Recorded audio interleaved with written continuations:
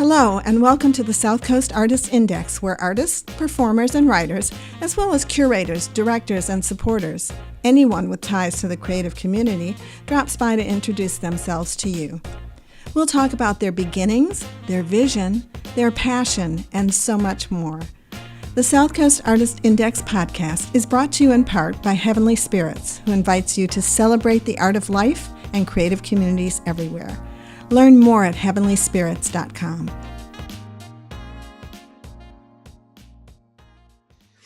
Hi, this is Ron Fortier again with another episode of the In Focus podcast, brought to you by the South Coast Artist Index. And we have another guest, and I always tend to say we have a special guest because all the guests are special. But this particular person is special. We'll explain that once he introduces himself and spells his name, because it is for the historic record. And, you know, you've heard me say this before if you've listened to the podcast.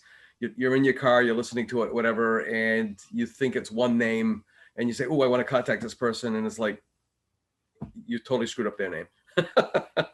All right, so with that, guest? Sure, my name is Jeremiah Hernandez. Jeremahernandez. Okay.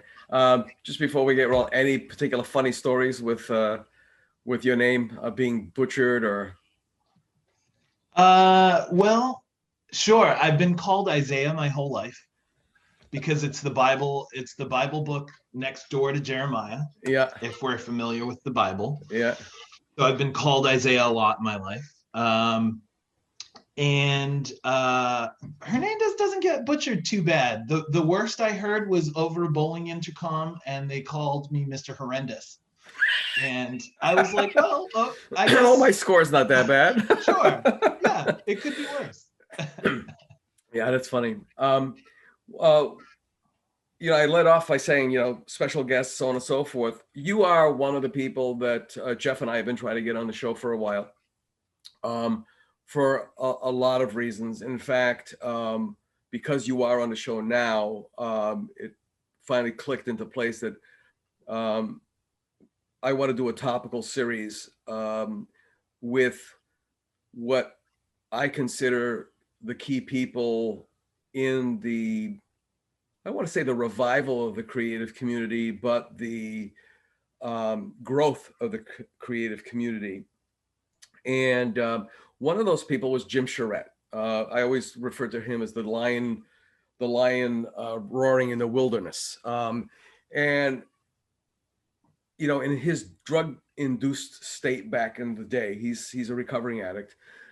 He made some very valid points. What about us? What about the people who are struggling to make the rent every month? We don't have a faculty job. We don't have, and we feel like we're being cut out from all of these other events that are going on in the city.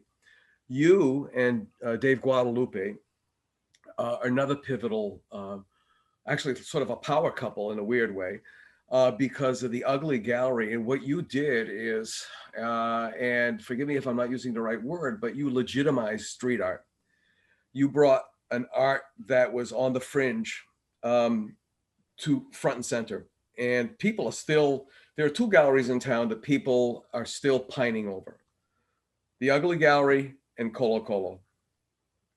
And Luis, and I always say, either you love him completely or you hate him completely. He definitely was instrumental in a lot of things going on in the city. And am I missing anybody? Well, there's Lee, Lee healed because of AHA. I mean, we don't want to forget that. That's been around for so long and been like an umbrella that, she's there, not there kind of thing. So I guess that must be like the highest form of status when you become invisible. Right. Yeah. So, U.G.L.Y Gallery was so cool.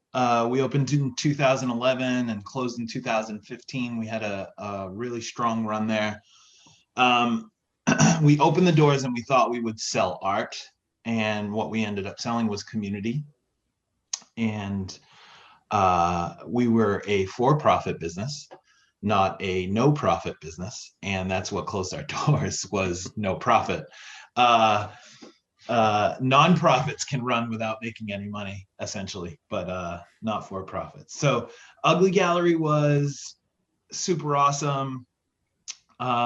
Its goal was to give artists a voice who were underrepresented. I think we did that. We shared some art with the world, and especially our community, that it hadn't seen before or given a voice to. And that was important to us. You said power couple, David Guadeloupe. It's been like that since the 5th grade.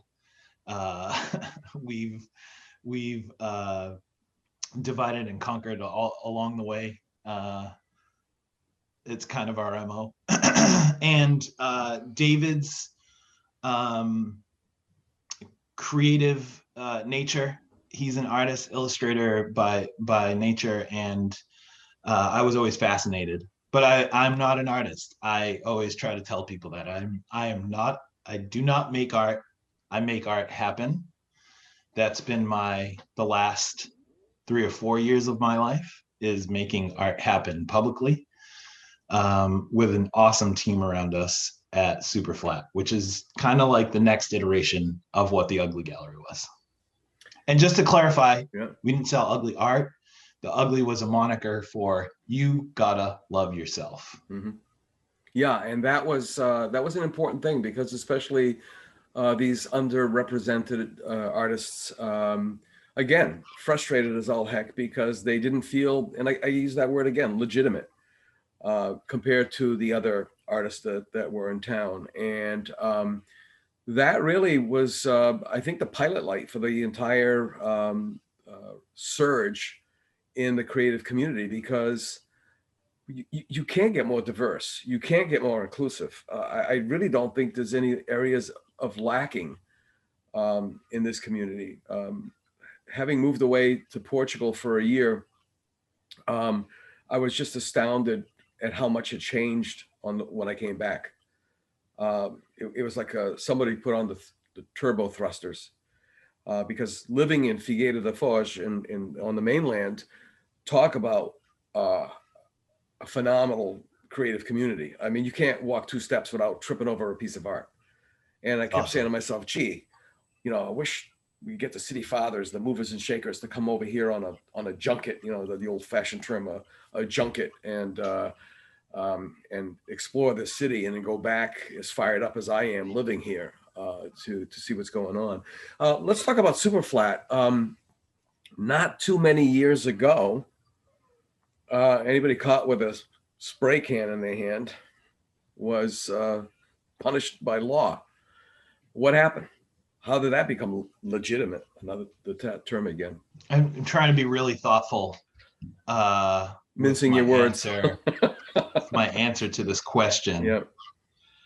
And it's something, the answer is something we fight with as promoters of art and artists. And the gentrification of the messaging that was done with a spray can is what we've evolved to. Mural arts has been part of our culture since the start of time, and it's nothing new. It's nothing new. So we didn't create it, we didn't elevate it, it's always been there. But I think the acceptance has come with a broadening view of what the overall population likes to see around them. For me, the graffiti and mural movement that we've seen has been something that has opened my eyes just the concentration of creativity in the world. I've traveled a bunch. I've seen some of the world, not a lot of the world, enough of the world. And everywhere I went, the coolest places that I went, the places that stick in my mind, the places that I have travel photos of in my home, all had this connection to art, whether it was classical or mural work or illegal graffiti. There was always a connection. And I thought to myself, what an opportunity that is, this public art, what an opportunity it is to give people, not just artists who are underrepresented, but underrepresented individuals to interact with art on a daily basis. I'm a New Bedford boy through and through. I live in Fairhaven now, don't tell anybody, but my heart and soul is with New Bedford. I didn't really get that full-fledged smack in the face of art until it was my choice to do so. And I would say that that was like halfway through college, early 2000s, where I really took a deep dive and learned about the history of graffiti, mural work, and urban contemporary art.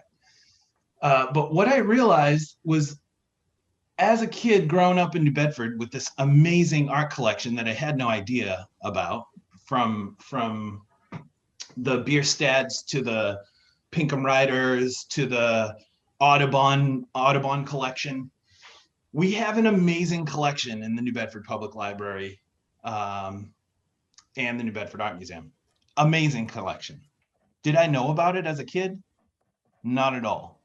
Did I know that there were resources to teach me about it as a child? Had no clue.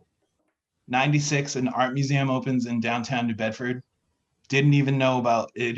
It existed until after Y2K. So there's a lot of opportunity for public art to be transformational to people who don't have access or don't realize the resources that exist in a community. So for me, taking closing down the gallery, the ugly gallery, and then opening up the street gallery essentially to share with the community was it's so much more impactful. When you're putting up a mural across the street from Bay Village. So the composition is a little girl and her grandmother. It's on the side of historically Cape Verdean Bisca Tournament Club building. Mm-hmm. And for a little girl to run from Bay Village toward our lift, to point up at the work and say, "That's me," that it changed it all for me. I get emotional thinking about it because, there was some pushback, and I'm not going to go into the depth of why the pushback came about, but for that young lady to identify with that mural at that moment, it changed everything. It changed everything. So, Superflat's here. We've been around now for 3 years. We have an amazing team. Kim Goddard makes all the things happen. Dina Hayden is a co-founder. Jim McKeague is our wizard of all things words, and together, along with support from the community and many patrons, we've been able to execute a bunch of public art throughout the city. Yeah, it's amazing, and I understand what you mean by that emotional moment. When we talked about underrepresented artists, but this underrepresented population, and it's sort of interesting too that when you stop and think about again what I believe is the pivotal nature of the power pair of you and David, you know, and thinking of your last names, Guadalupe and Hernandez. That speaks volumes as well. That's huge. That's absolutely huge in of itself. And as I'm thinking, you know, because I can't think sometimes without speaking, but no, I did teach art history for quite a long time, but I just wish, for example, that Lasse Antonsen hadn't left, or maybe it's a great project for him out there in Whidbey Island in Washington State, to really look at this city now. We have enough traction. We have enough checkpoints to really do an in-depth look at the vitality of this community. The one thing that we do have missing, it just popped into my head, I've been saying this for years, is we really need a high school of fine and performing arts. Because I really think a lot of, you know, to use the old-fashioned term, wayward youth wouldn't be as wayward. Because, you know, we know that the mechanical, you know, skills that are refined at the vocational school have, you know, led to very good lives for a lot of their students. Imagine the verbal skills. You know, it used to be on the strong cooter test that mechanical skills were male and verbal skills were female. But I think that would be a great thing. And and I don't want to put you on the spot, but you know, this is just conversation. There's no agenda whatsoever. Because a lot of people are like, oh, what are we going to talk about? I haven't the faintest idea. I never do. I don't think it should have an agenda, because first of all, to have an agenda means that this is your one and done. You know, you put your 45 minutes to an hour in, and thank you very much, and next. But as I tell everybody, you're welcome back. Anytime you want to come in, and we can schedule you, you know, so on and so forth. So with that in mind, we have an opportunity in the city to install a duplicate of a mural, a ceramic mural. Talk about super flat. This thing is 300 feet long. I'll send you some information if you're interested about it. Done by one of Portugal's premier artists, living artists. And for some reason in his head, when he had these tiles printed out, he said, hey, I'm going to do a duplicate set and I'm going to give them to New Bedford. So if you're interested, we can talk about that off. Sure. I think you have somebody else petitioning for this exact project, and I'm not going to put a name to it, but I think it was Peter Pereira. Yeah, Peter and I. Yeah, Peter and I are working on it. We have a mutual friend. Yeah, and then we're trying to build you know, this coalition, and we're trying to get working with the Spring Art agenda that's coming out this May to replace the Art Week agenda because of the pandemic. I'd love to talk about that. Yeah, I'd love to talk about that offline. I have a good idea for it. Great. Fantastic.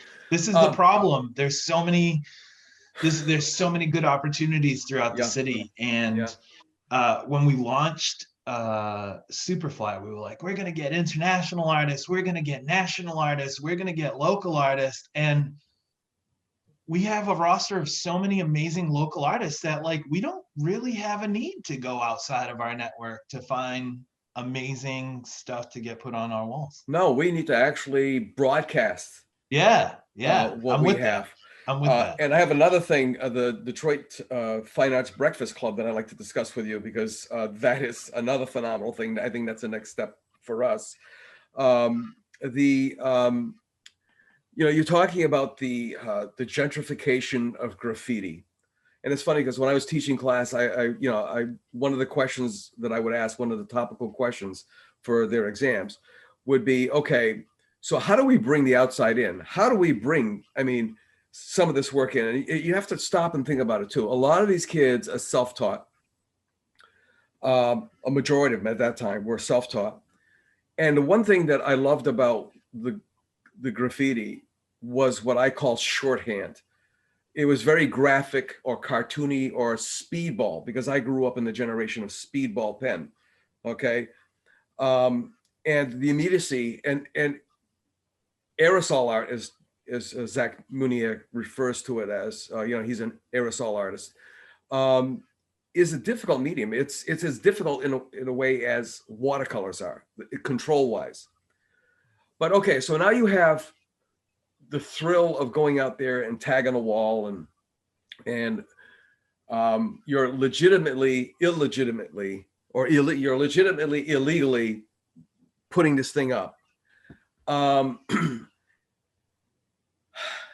it's like the caged bird. The caged bird was wild and free and beautiful, and you brought it in, put it in a cage, and I always ask them, how could this transition be made to bring it in?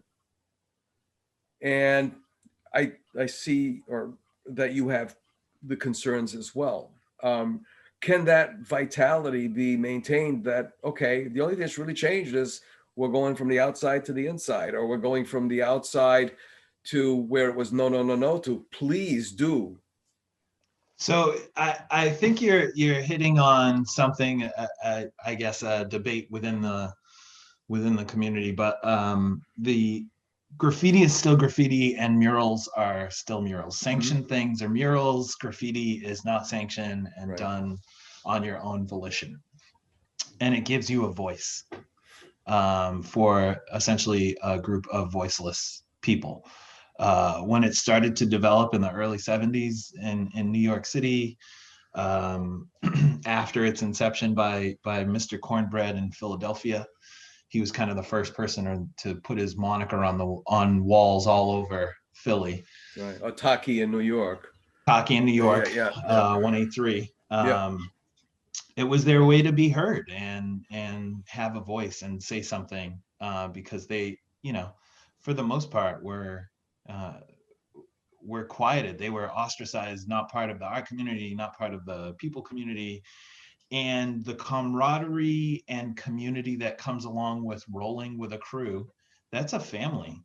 And these people that are part of crews nationwide, whatever it is, it's MSK, it's DBM, it's whatever it is, NBC locally, and there's giant coordinations and coordinated efforts amongst groups of people, but they quickly become a family.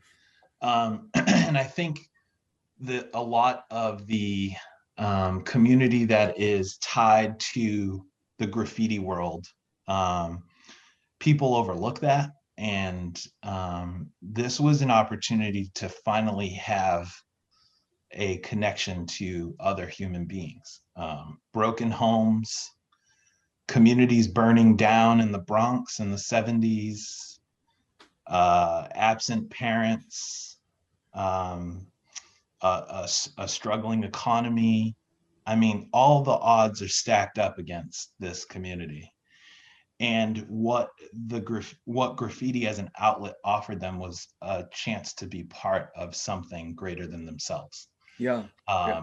And I think they've done a fine job broadcasting their message to the world, so much so that it's become an acceptable form of art. Graffiti is still illegal, but there's a lot of people still commissioning or are commissioning murals all over the country and the world. Couple of things. One of them being, you talked about that sense of community, the sense of belonging, because again, there's no belonging at home, or there's no home to belong to. That's a super important issue. The other one is what I refer to as a modern iconoclasm. Iconoclasm is the battle of images. So now you have street gangs who are using taggers to claim their territory. So it's kind of an interesting thing if you take the bad away and you look at the visual aspect of it, that one group will come into one zone and they'll put their mark on it. And then when the other group comes in, they'll obliterate them. And it's almost like the Hagia Sophia in Istanbul, where you have this magnificent, Orthodox cathedral. that's been taken over by the Muslims, and then so it's been back and forth. It's an interesting. It's a tale as old as time. Is basically what it's all about. And you know, there's rules in graffiti, right? There's rules that they all follow. I'm assuming there are. What's the word? There's hierarchy within it. I mean, there's structures just like we have outside in the outside world. But essentially it's go bigger, go better, or don't go at all. Mm-hmm. Yeah. So if you're covering a piece, you should cover it with something bigger and better. Bigger and better. Yeah. Not less. Yeah, exactly. Yeah. Exactly. So again, it's really, from what they just discovered that cave wall down in South America. How many with the handprints? Oh my God. Yeah. It goes on and on and on and on. Yeah. So that's all very, very important for people to understand, so they just don't turn, especially an older population, they just turn up their nose, and yeah, it's kind of difficult. The other thing is Superflat, the future. Yeah. What's going on? What's going to happen? How's the pandemic, affecting you? So 2021, 2020 was cool. The pandemic definitely put a twist on things, made us more aware of our surroundings, and trying to be as safe as we could be. But we were still able to execute projects in 2020. The postcards mural in the Bank of America parking lot, postcards to New Bedford, that was led by Greg Peniston, and had a group of 4 other artists that participated in reflecting New Bedford imagery and personal imagery that was tied to New Bedford on that wall. So we also finished the jazz mural that was painted by Kat Knudsen, amazing artist. First time they worked at that scale, which was super cool. Super cool to watch, and it honored some jazz legends from New Bedford that are no longer with us, and the power behind that piece or the initiative was started by Neil Weiss over at Fiber Optic, and Neil is a super supporter of the arts, and thought it would be awesome to see a cool piece on the side of his building, and that was our first piece of work in the Whaling Historical National Park, which was very cool to say that we produced a mural in a national park.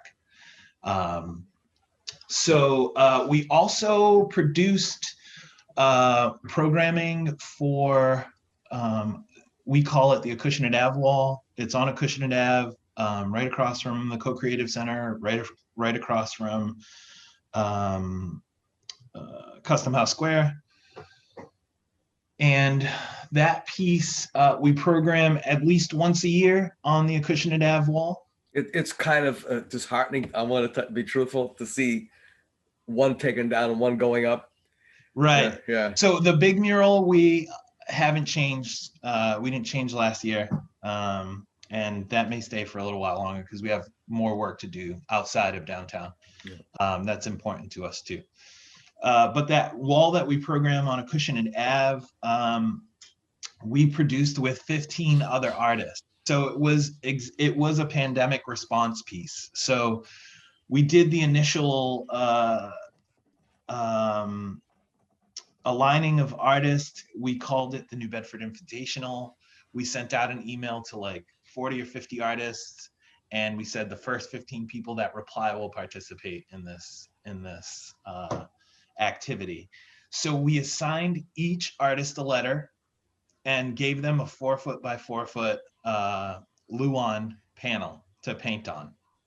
And we said, you've got to fill most of the panel with the letter, and we'd like it back in a few weeks.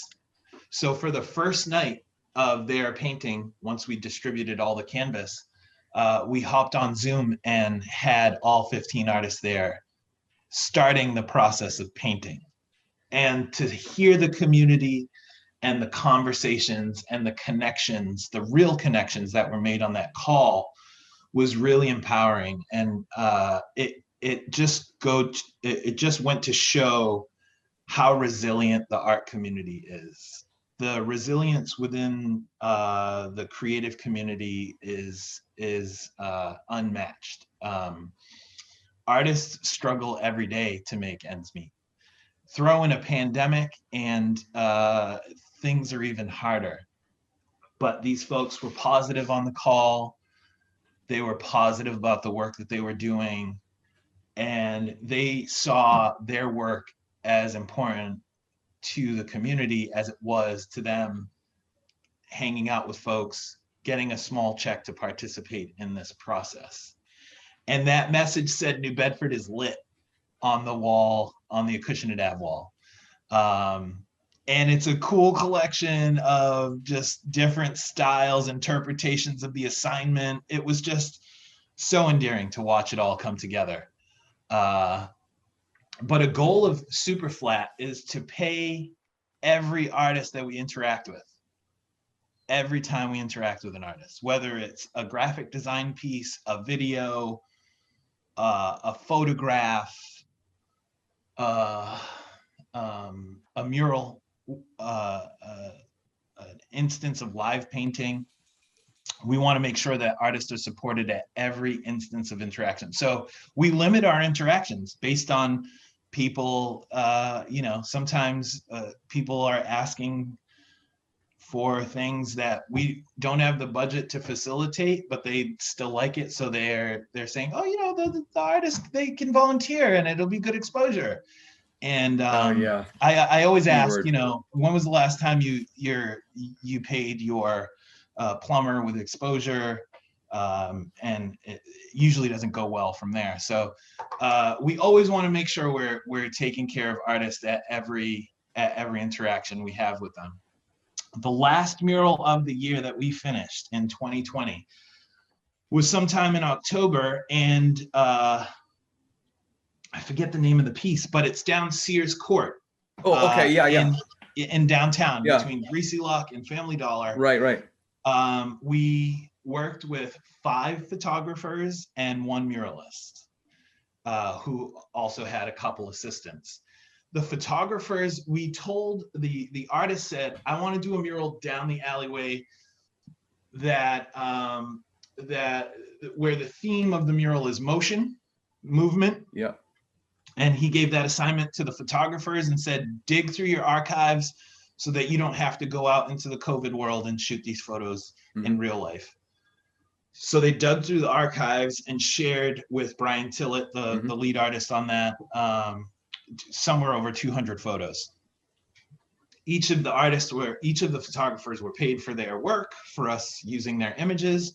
Then Brian translated those images into silhouettes onto the wall, and carried them on the crosswalk across the street. So that was the last big mural we completed in 2020. And it's super energetic and lively color in a space that doesn't often get used. So the goal of that project was to connect Wings Court to essentially the mayor's office, and bringing people through that alleyway so that they can get to the baker and to the shops on Pleasant Street, and to the mayor's office. So I hope that in the springs we start to see things open up. In the summer, you can start to see that alleyway a bit more activated. Yeah.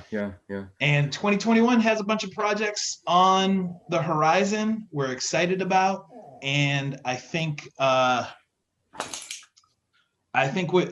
we're going to step outside the box a little bit in 2021 and do something we've never done with one of the projects. And then we have 3 or 4 others that will be really recognizable, and you'll be able to say, hey, that's new work and it's awesome. Couple of things. One of them is, I think it's very, very cool that the guy who described the entire New York scene at the time with what they're still referred to as the seminal art forum article, Rene Ricard, New who Bedford. a New Bedford guy.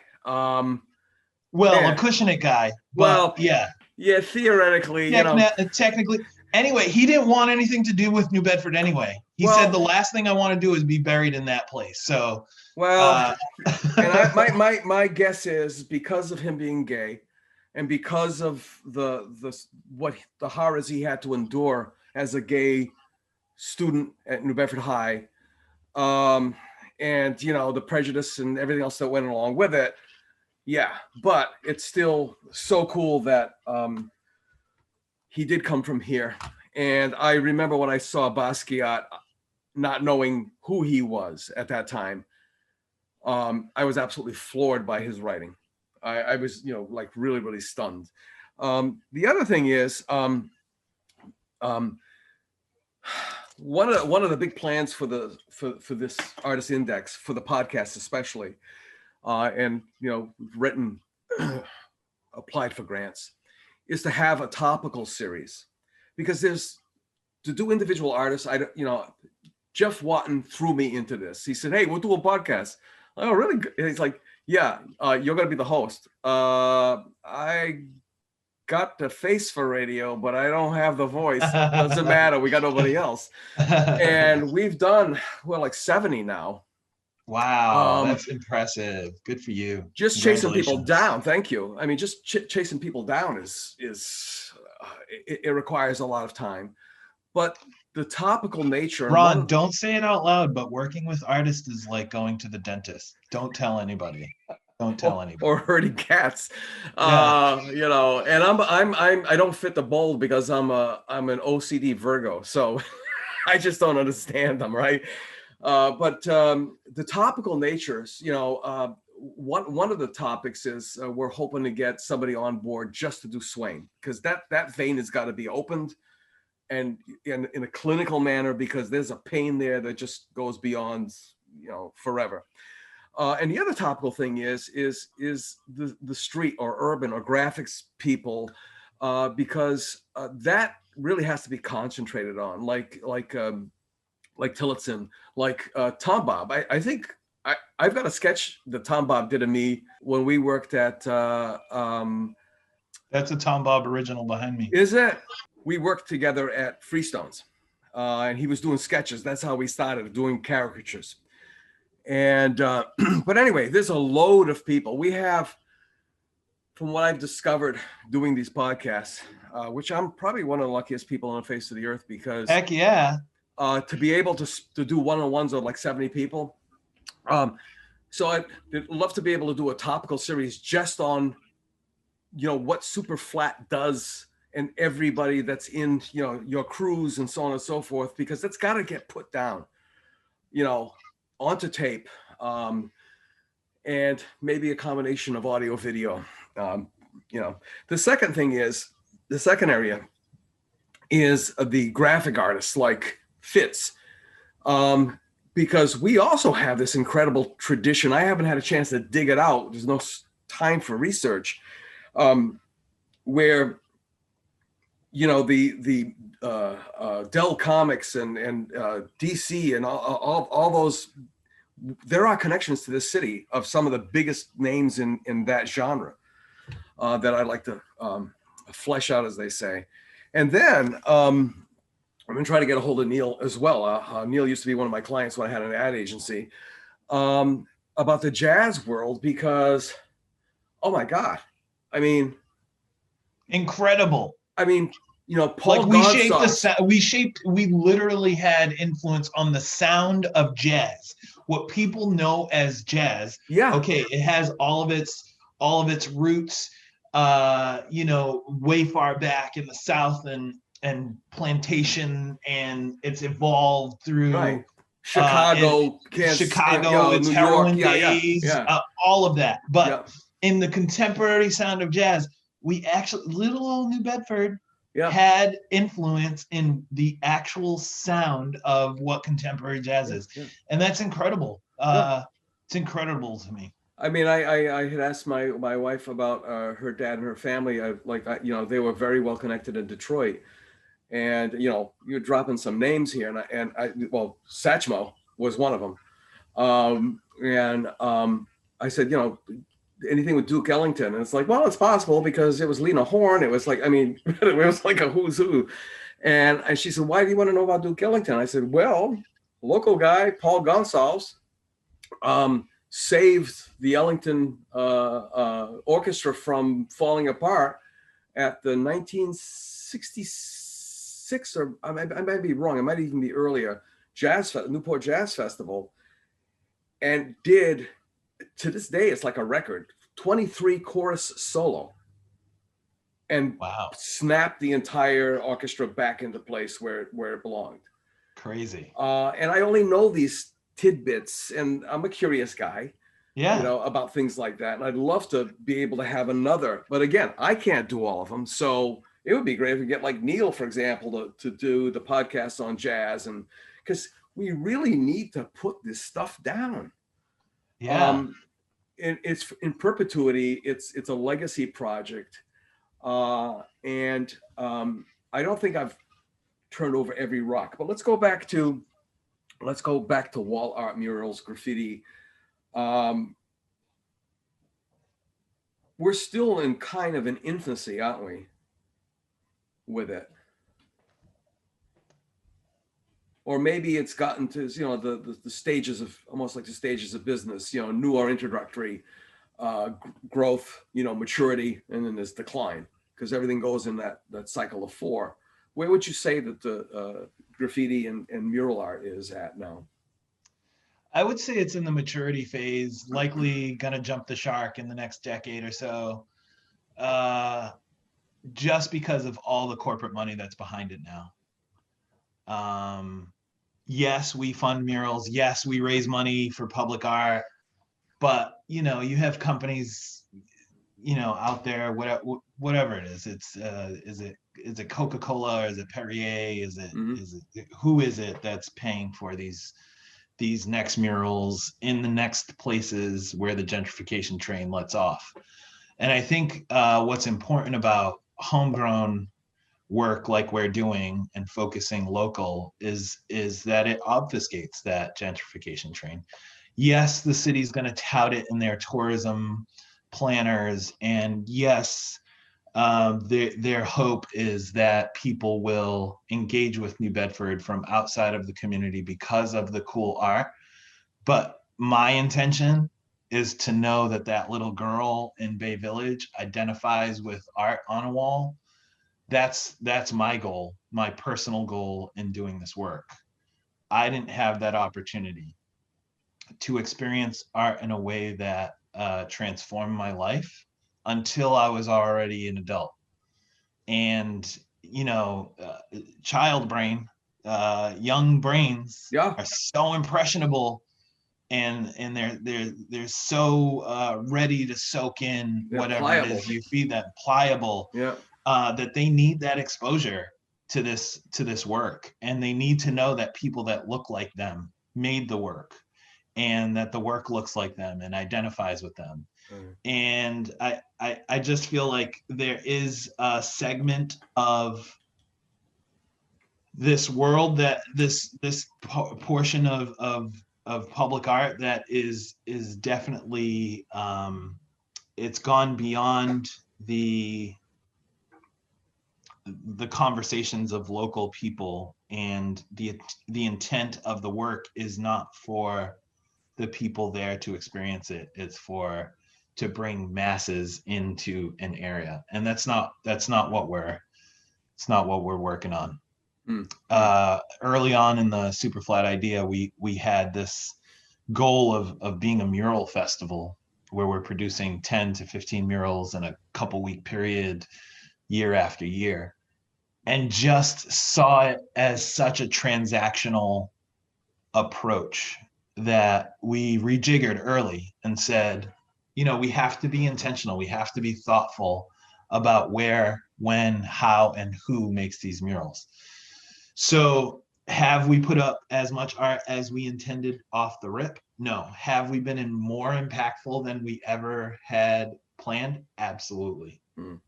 Absolutely. And I think when you go to places like Williamsburg, and you go to places like Albuquerque, and you go to places like Bushwick or Wynwood in Miami, you can see the effect of that artists were used as a scapegoat to raise real estate prices.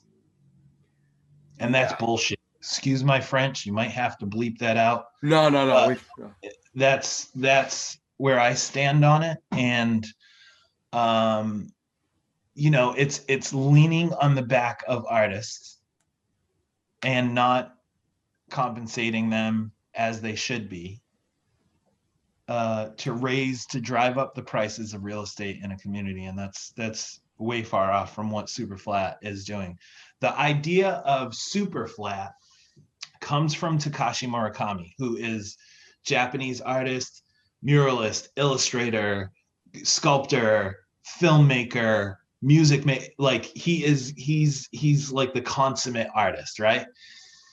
And he described his work, this concept of Superflat, as the flattening of the line between high and lowbrow art, right?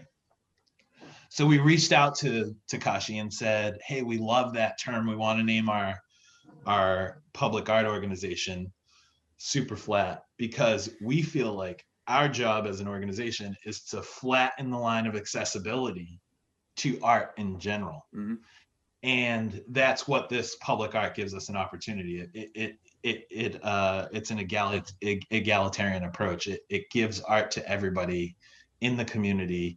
There's no price tag on it to view it. And it's accessible 24/7. And it's accessible 24/7. I mean, I'm a product of that in a kind of the same way. I had a granduncle who was he was a cultural maven. He was voracious for culture.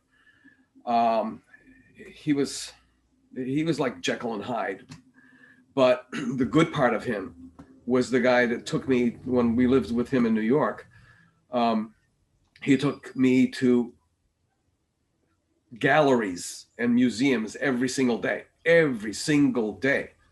mean, my memories of him is like he had retired from newspaper publishing, and he took a part-time job at Mount Sinai Hospital as an elevator operator. And he had a uniform that when I was very young and impressionable, I thought he was Captain Kangaroo because it looked like the same uniform. And my memories are of my arm like this, because holding his hand and the smell of cigar and his uniform. And we would go to all these places. Now we had to access these halls of, grandeur. The shrines were the galleries, because the galleries were like modern non-sectarian churches. And then, of course, the museums were the bastion of the old world. But I think about that little girl. And my wife is a graphic designer, and she had a similar kind of an experience where she does illustrations, graphic illustrations of people that look like her and people that look like our daughter, because there wasn't enough representation at all. But here's something from Figueira that I always thought for the city, if we had a wide open space that the city owned, they have like these monoliths, poured concrete, and they're like 8 to 10 feet wide, and they go up 20 feet or more. Now you imagine having like a Stonehenge, but a deconstructed Stonehenge where they're just like trees, so many feet apart from each other. Now imagine having art on each one of them one artist is represented on. That would be bloody phenomenal. It would be like a wedding photography venue. It would be a picnic venue. It would be so many things. I'd love to see that happen over here. Yeah, I love when a mural's in the hood and it's right in the middle of a neighborhood, and it's open and relatable to everybody there. That's really the biggest joys we've had making some of the work has been, just seeing the community connect to it. Yeah. Yeah. There's one piece on, essentially it's on Route 18. It looks like it's on Route 18. It's on the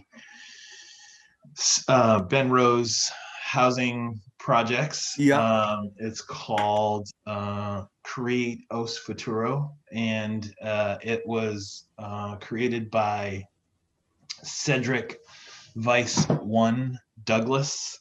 He's a Boston artist and might soon be a New Bedford artist. He loved it so much that he and his partner are looking to purchase a home here. But that mural is the main subject is a young lady's face surrounded by folks, different occupations. And every face in that mural was a face of a photographed person, of somebody that lived in that community. So, that's what means something to us, is giving that opportunity to these artists and the community itself. Yeah, it's I can hear the chant. I am somebody. Right. That's really, really important. I mean, even back to the days of the Neolithic era, where people were making their mark. There's got to be this human genetic driver that forces people to leave their mark, whatever that mark is, whether it's just chewing a bunch of yellow ochre or red oxide with fat from the whatever meal you had, and chewing it up. And then the first aerosol artist was like spitting, blowing it out of their mouth and leaving their hand there. The mark, like the footprint on the moon, that kind of iconic moment that we all try to replicate is so super important. What have we not covered in this conversation? What have we not covered? There's it's a long, beautiful conversation to have. New Bedford is super talented. I could go through a list of artists in multiple genres that you should probably connect with at some point. Okay. Yeah, I think there's a core group of folks that's really interested in making this community be remembered for its additions to creative conversations. And yeah. I'm sorry, I didn't mean to cut you off. That's okay. I'm going to make a proposition to you to see if I can get you and David together. I mean, I'd love to have David separately on the show as well, but I think there's a very big need of having the two of you together at the same time on the show. Yeah, I think it's important to get him siloed by himself. Oftentimes, we're seen as like this unit, but a lot of my point of view, perception, word choices have been influenced by David. Okay. And his point of view, like, I'm not going to put words in his mouth, but from what I see is that David acts from a position of love in everything that he does, whether it's create art, teach kids, put art on buildings, make art at home, be a good husband, be an amazing father. Operating from a position of love in all things that we do is kind of like a motto or moniker he kind of stands by and has influenced me with. And I thank God every day for having David in my life. Again, I don't make art, so he was my vehicle to get ideas out. I mean, the number of things we've thought about together that he's translated my words into something is amazing.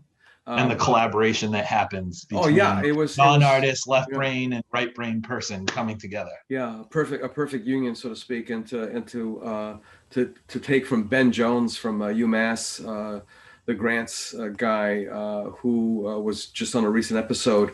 The term, he's an art adjacent. So you're an art adjacent as well.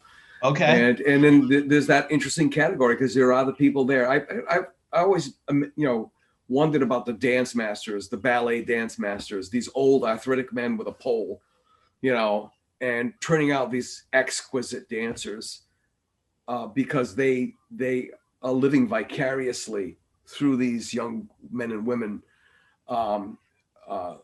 almost like human puppets. And I don't mean that in a negative way in any. And I don't mean this in a negative way either. Like jealousy isn't like a term like you want to own, but I'm so jealous of the ability of any artist, musician, lighting director, photographer, that I just have to consume voraciously. And I think that was the right word you used to describe your uncle. It's that consumption that gets my fill of not being able to create. So galleries, museums, virtual things, seeing art that I'm not necessarily always exposed to, those things get me ticking. And I can't seem to put enough into my system. We're going to wrap this up because I've got another one coming up, another meeting coming up. I haven't asked this question in a while. What would you like to be known for? I'm waiting for you to say, did Zoom freeze? You read my mind. It's like, David? Oh man. I was like, maybe I can Jeremiah? Just get out without answering this question. What would you like to be known for? What would I like to be known for? I've never really thought of an answer to that. And that's what life is about, is legacy, right? I'd love to be known for executing great work in the shadows. I love making things happen without making a headline or without having to direct your attention to the actual ownership of the story.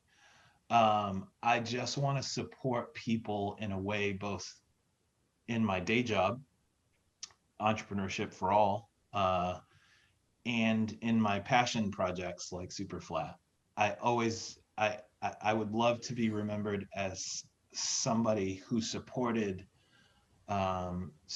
those that didn't have a voice. Pay no attention to the man behind the curtain in a positive sense. Exactly. I just want to get cool stuff done and make sure the credit goes to where it rightfully should. Jeremiah Hernandez, thank you so much. This was a great first step.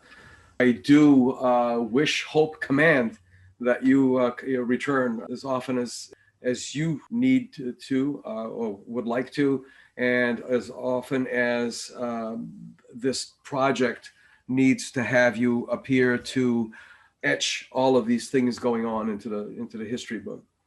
And with that, thank everybody for joining us, and we'll see you the next time on the In Focus podcast here on the South Coast Artists Index. And stay safe out there. It's still pandemic time, and be kind to each other. That's the best. Stay creative. Stay creative. Most importantly, stay creative. Stay creative. Exactly. We'll see you next week for another episode of the South Coast Artist Index podcast. The South Coast Artist Index podcast is brought to you in part by Heavenly Spirits, who invites you to celebrate the art of life and creative communities everywhere. Learn more at heavenlyspirits.com. To learn more about the South Coast Artist Index, visit theartistindex.com. Find us on Facebook, Instagram, and YouTube. Be the artist you believe you are, and let's take care of each other out there.